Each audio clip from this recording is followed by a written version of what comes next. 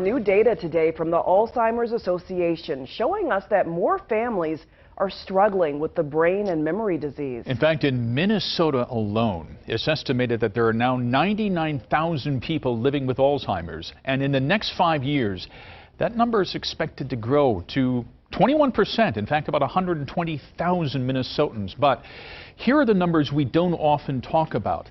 It's this one right here. 170,000 family caregivers in Minnesota. And if you add up the value of their care, it comes in at $3.3 billion.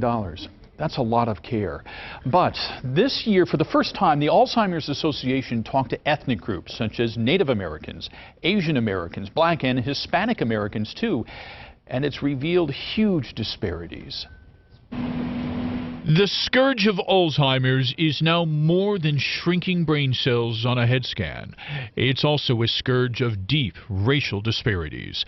New research by the Alzheimer's Association shows across ethnic groups, people believe they will be treated differently in Alzheimer's care because of their race, color, or ethnicity. As high as 36% among blacks, 19% among Asian Americans, and 18% among Hispanic Americans. Are you surprised by the findings regarding discrimination among some of the ethnic groups and racial groups?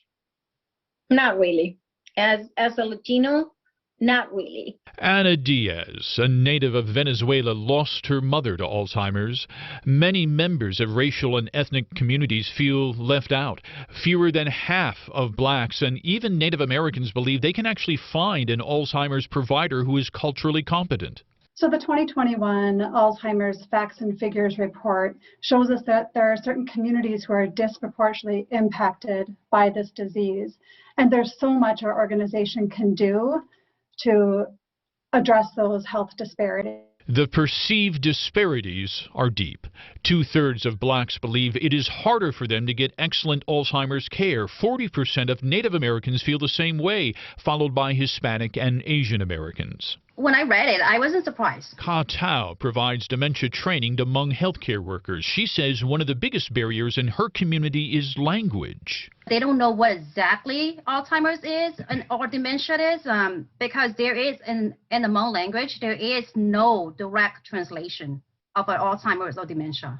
In Anna's experience with her mother, there's no word in Venezuela for caregiver. If you ask the Latino person, are you the caregiver? And I said, no, I'm the daughter.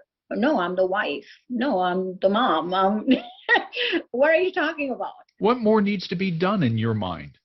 In my mind, more education, more awareness out there. Kai and other volunteers are already leading the way. They're teaching at Alzheimer's forums and workshops.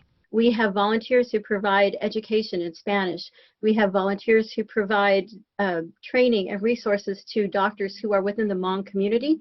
We have a partnership with the Wayman AME Church that does outreach to the African American community. And to help folks navigate the issues related to Alzheimer's, there is a helpline, and it's available in 200 languages. The number is 800-272-3900.